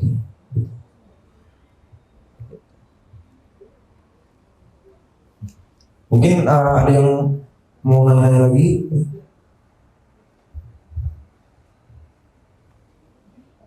Assalamualaikum warahmatullahi wabarakatuh. Waalaikumsalam. Perkenalkan saya adalah terima kasih Kang untuk penjelasan yang diberikan tadi. Untuk AdLab ini saya mau nanya, kalau kan ini termasuknya kan maklum gitu ya. Ya. Kalau misal saya berpartner dengan AdLab, tapi misalnya itu tentang seperti material atau konsep produk, terus kayak bahan-bahan ingredientsnya itu misal saya punya, tapi terkendala di fasilitas gitu. Oh, oke. AdLab masih bisa masih bisa kita join gitu, atau nanti ada revisi juga dari AdLab tentang ingredientsnya kayak gitu. Oke, berarti ini case-nya misalnya Masnya punya ingredients gitu, punya salah satu bahan baku, di prosesnya di kami gitu. Jadi kita punya, maksudnya tuh saya punya sumber bahan bakunya, sumber bahan baku, jadi saya tahu cara pembuatannya kayak gimana. Oke. Tapi terkendalanya itu di fasilitas pembuatannya itu nanti. Bisa nggak? Bisa aja gitu. Banyak yang kayak gitu juga sih. Jadi mereka bisa ekstraksi itu, tapi mereka punya simplisiannya tapi diekstrakan dari kita atau sebagainya. Nanti biasanya itu bisa dijual bisa atau tidaknya nanti pada saat konsultasi. Nah terus misalnya ada si produknya udah jadi, apakah kita bisa ikut ngeproduksi massal di situ? Terus mengenai penetapan kayak harganya itu nanti didiskusikan juga atau gimana ownernya gitu? Oke. Kalau untuk produksi massalnya biasanya maksudnya dilibatkan gitu. Ya gitu, karena kalau dilakukan prosesnya kan tetap di pabrik, di fasilitas kami kan. Ya maksudnya produksi massal gitu, itu produknya udah jadi. Terus kalau kita ingin memproduksi massal gitu, itu dilakuinnya di AdLab juga, di fasilitas AdLab tadi. Nah untuk produksinya. Terus sama penetapan harganya itu Oke. Gimana ya? Kalau soal harga tadi saya belum sempat mention bahwa semuanya akan jawabannya akan ada pada saat konsultasi. Jadi kita memang nggak punya range harganya, gitu. Maksudnya gini, banyak orang yang datang mau bikin skincare gitu misalnya, terus Mas skincare satu paket range-nya berapa? Kita nggak bisa jawab, karena harga kita set itu nanti tergantung dari mobil segmentasinya seperti apa, kualitasnya mau yang seperti apa, ingredientsnya apa aja, baru bisa muncul harga gitu. Nah makanya biasanya saya selalu kasih tahu ke calon customer, oke, bikin produknya apa? Let's say produknya tadi serum wajah, oke, serum wajahnya untuk apa? Ini kan kita mau konsultasi. Let's say serum wajah untuk anti aging misalnya gitu, oke. Nah tim kita akan tanya, Mas, kira-kira ekspektasi harganya, ekspektasi HPP-nya berapa? Kita akan tanya. Oh sekian. Nanti kita akan olah datanya. Kira-kira bisa nggak dengan harga sekian? Kalau misalnya nggak bisa, ya kita akan kasih tahu nggak bisa gitu. Bisanya harganya sekian Mas gitu. Jadi untuk harga kita benar-benar negosiasi banget. Kita open for negotiation banget kalau untuk harga. Bahkan harganya itu bisa ditentukan tadi sesuai dengan ekspektasinya gitu. Saya ada budgetnya 100 juta untuk bikin produk, tapi saya mau per produk HPP-nya 10.000 Mas, bisa nggak? Gitu. Nanti kita akan hitung pada saat konsultasi, biasanya gitu.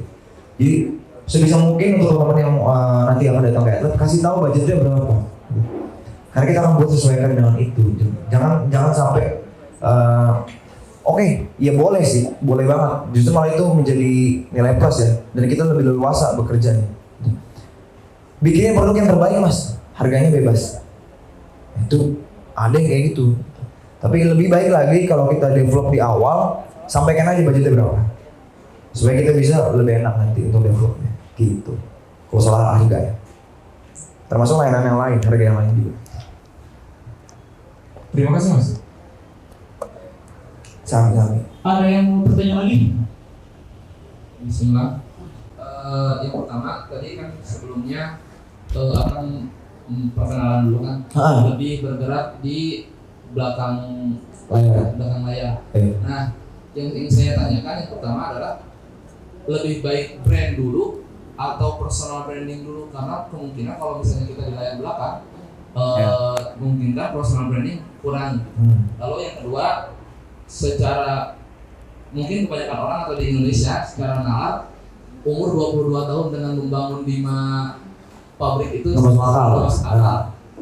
Berarti kalau menurut saya itu adalah salah satu pemuda yang visioner dengan pemikirannya gitu.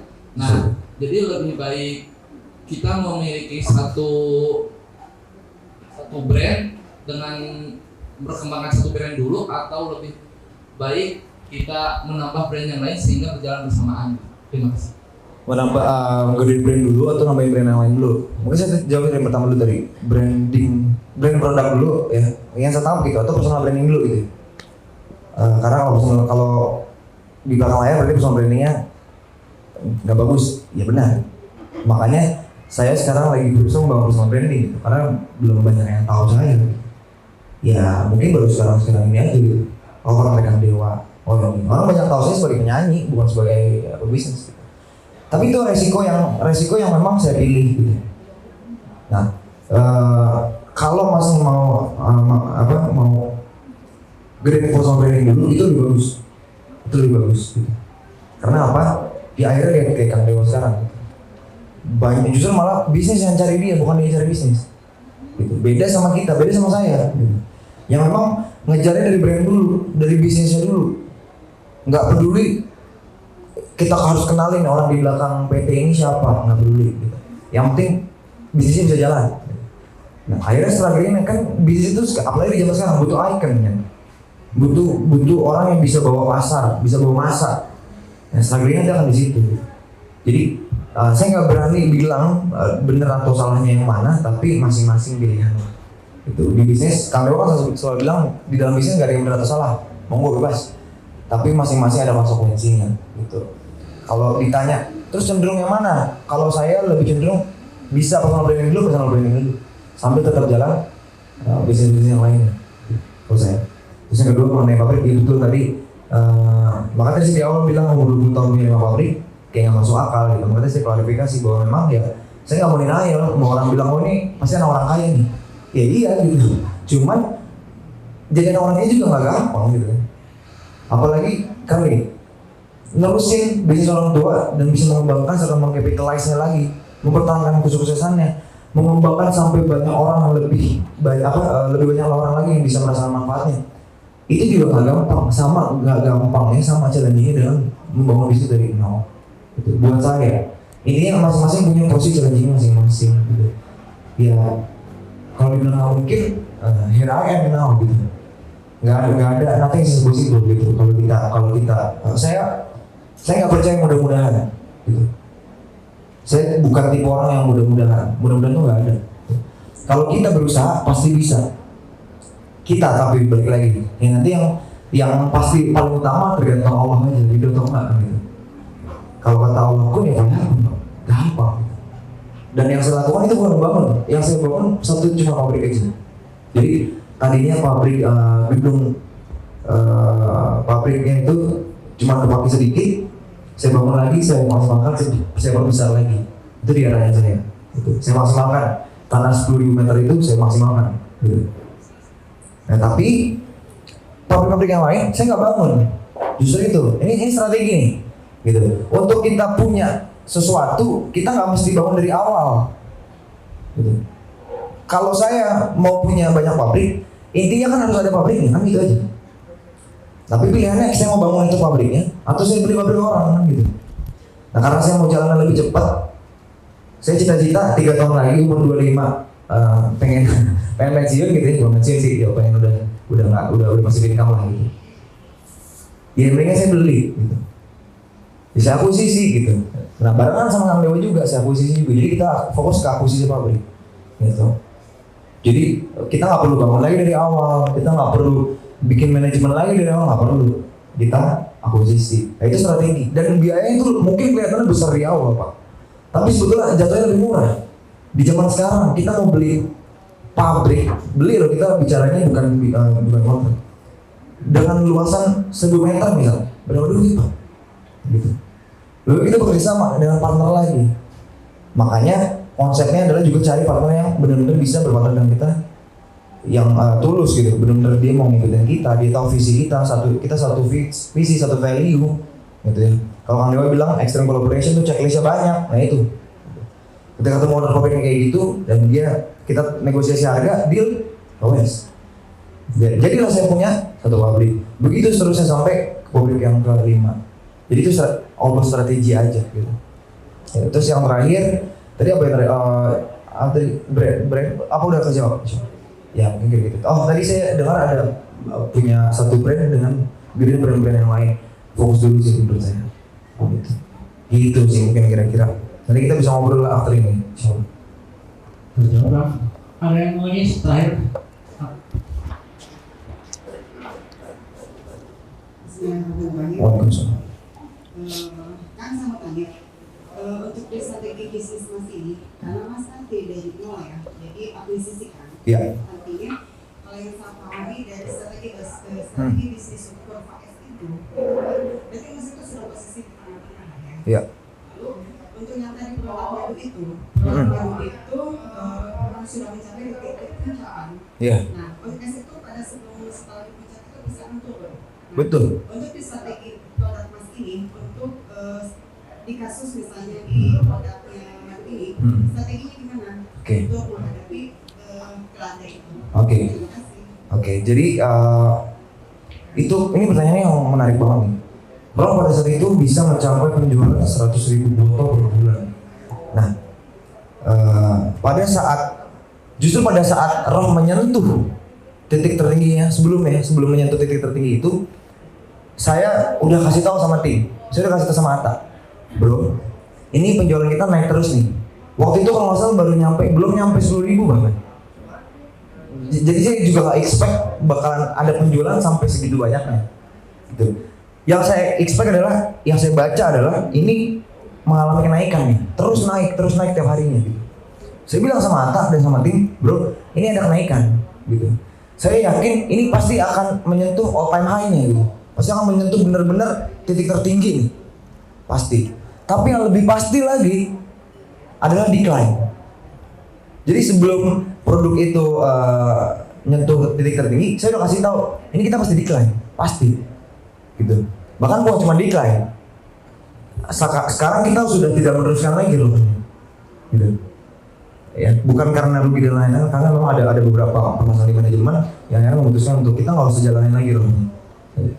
Nah, strategi yang saya ambil pada saat itu adalah kita harus sering baca. Saya banyak ngobrol juga sama Kang Dewa. Beliau itu bilang semua bisnis pasti akan ada fase decline-nya, gitu. Bagaimana kita bisa mendorong atau mencari cara gimana supaya balik lagi kurvanya kita bisa gede lagi, gitu. Walaupun agak sulit nih kalau sebuah produk udah agak turun, susah lagi untuk ngebusnya, gitu. Strategi yang saya lakukan adalah buka bisnis baru, gitu.